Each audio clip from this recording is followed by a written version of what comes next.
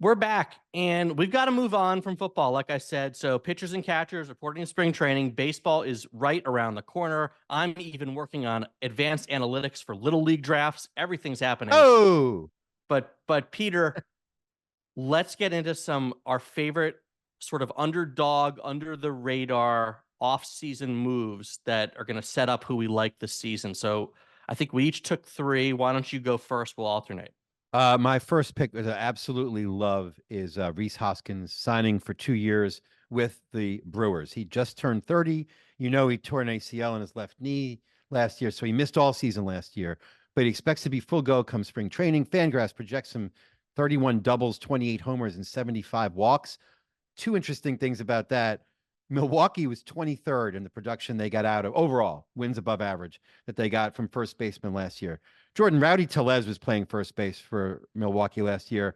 I believe his on base percentage was higher than his weight, but I'm not sure. Also, Luke Voigt, Owen Miller, Hoskins, even coming off an injury, tremendous leap over those guys. And in a very small sample, he has an OPS of almost 1,200 at Miller Park. He's a great guy. You've seen the pictures of his wife buying all the fans beer. He threw out the first pitch in the playoffs, even though for one of the games, even though he was injured. He fills an important hole. He's easily going to be an excellent value. I think Rhys Hoskins to the Brewers is great, great under the radar, not really heavily publicized pick. All right, my first pick is also sort of under the radar, in part because we're not going to see this guy probably until midsummer. But Tyler Mahle signed with the Texas Rangers for 2 years, $22 million. He's coming off Tommy John surgery, but that's exactly the kind of risk a team like Texas can and should take. Obviously, they have other pitchers coming back from injury too, but Mahle at not a big steep price is a guy who maybe he comes in June, July, August. Maybe he's even like a 3-inning pitcher in the postseason, but he's always had big upside. He's always been a guy who misses bats, over a strikeout per inning for most of his career. So I love these sort of flyers on pitchers with upside who may or may not be in the best position right now of their career. And we'll talk about another one later. But I really like the fit in terms of both contract and landing space. So Tyler Mahle is right on there for my picks. Jordan, I love Eric Fedde going to the White Sox. This guy had an ERA of 5.41 for his career, 6 years with the Nationals. Then, not wanting to give up completely, he went to Korea. He played for the NC Dinos. That's right, the Dinos. Their mascot's a big brontosaurus. Mm-hmm. Now he's suddenly the number 2 pitcher for the White Sox because last year. Can I refer to you as the big brontosaurus? Call me the Dino if you want, Jordan. Although I'm wearing red today, so I don't know what you want to call me. Look, if you project his stats from his MLB stats, you'd expect him to have an ERA above 5 again. But in Korea, he won 20 games, 2 ERA. He added a sweeper, which gave him added velocity on his breaking ball. He also fixed his changeup. You know, sometimes like Miles McCullough, good example. Some guys go overseas, lower stakes, more relaxed atmosphere, at least for them, and not as much scrutiny, get a chance to experiment, remake themselves. Fedde's working with Brian Bannister, who's a real analytics guy, who also coached and had similar results to this pitch mix with Logan Webb. And Logan Webb works out with Fedde. So this is not totally analytics based, but and who knows how to project what he did in Korea. But in Korea, his ground ball rate was way up and he got a lot more swinging strikes.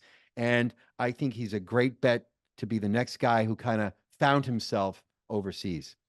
All right. For my next pick, I'm going to cheat a little bit. Okay. I'm going to say it was a team's moves on the whole. So I'm going to go with the Cincinnati Reds. The whole team, Jordan, 15, 16 guys. All right. That's good choice. Since what the Reds did was very much under the radar, very much an underdog strategy, and very much, I think, vaults them into contention in the NL Central. We loved them last year. They're plus 340 to win the Central. I will be betting on them for sure.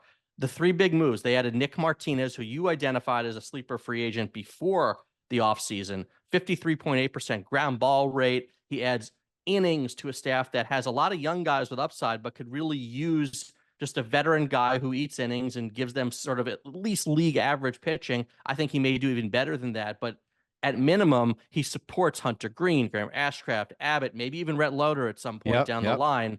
That is that. Speaking of which, The other pitching move they made is much more along the lines of a Tyler Mahle signing. They added Frankie Montas on a 1-year deal. He's still only 30 years old. He still has a sub-4 FIP for almost every year of his career. Yes, when last we saw him, he was getting lit up for the Yankees, and he was injured all last year. But again, this is the type of team that can, should, and needs to take a flyer on a guy with upside. So maybe Frankie Montas is the guy we saw at the peak of his career in Oakland, in which case this team is really dangerous. And if not, okay, he's your 5th starter. Maybe he gets bumped out by a young guy. You can take that risk. And finally, Jaime Candelario, I generally don't love buying high on a guy. He is coming off the best year of his career, but he's a switch hitter. He fits positional need. He's a veteran on a young team. I just love these moves in total. And like I said, I love the Reds at plus 340. Look, when you're not spending a lot of money on your young players because you've developed good young players, you don't have to spend a lot to buy cheap upside. This team is stacked with cheap upside. If there's 5 guys break through, this team could blow the doors off the division.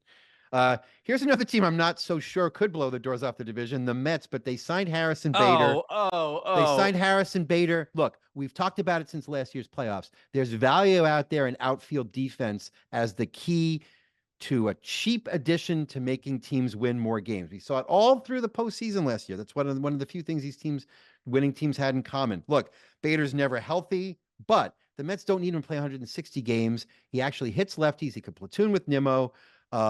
They have some. Is that, by the way, is that what you want? Do you really? First of all, do you want Brandon Nimmo platooning? I want Bader spelled against tough righties. That's all I'm saying. But there'll be as much playing time as he can afford. Now you're still pushing them to sign Cody Bellinger. Should they want Bellinger, a plus defender who can hit 35 home runs a year?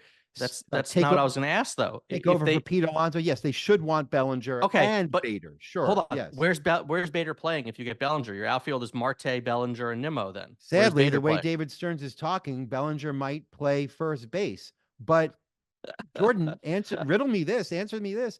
Who's the Mets starting DH? It's DJ Stewart. Jordan, if Tyrone Taylor is your top bat on the bench, you have room for Bader and Bellinger. But let me just say this. Look, people say, yeah, Bader's great on defense, almost like it's like baked in or normalized or something. Dude, in his career, this guy has 59 runs prevented according to StatCast, and that's in line with other defensive metrics like defensive runs saved or outs above average. That is not just the best in the major leagues, it's by far the best. And when he's been hurt, it hasn't affected his speed, it hasn't affected his arm, it hasn't affected his range. You will get Juan Lagares style defense with a better bat than Lagares, and Bader will, I think, easily set his career high in runs scored. The Yankees couldn't use him because of his injuries the way they wanted to, but the Yankees, a smart team, is willing to give up Jordan Montgomery for Bader. That's how much he could be worth. Well, as long as we're going with guys who are oft injured, I will finish up with my last signing. It was the Mariners signing Mitch Garver, 2 years, $24 million. Look, he's hurt every year. I really don't know how much he can catch. He didn't catch at all for Texas in the playoffs. But the one thing this guy can do is hit. I read a good column by Mike Petriello. He had tweeted about this too. Do you know Mitch Garver from 2019 to 2023, excluding the COVID year of 2020, has the best weighted on base percentage against four-seamers in baseball? 477 ahead of Judge Soto, everybody else. He would not have been one of my top 20 guesses. So that's overall, he's again in that time span. He's got an 877 OPS, which is outstanding. So look, what do you do for an offense-starved team? You add a bat like that, especially if he can catch once in a while. That's a great way to inject some offense into your lineup. So again, for 2 years, $24 million, there's some risk involved. Again, he hasn't shown he can stay healthy, but if he can, all this guy does is hit. And don't overlook him as a fantasy pick. He's catcher eligible. For sure. And Peter, all he does is hit, and all we do is make amazing episodes. So I'm super excited to have been able to experience this with your red jacket.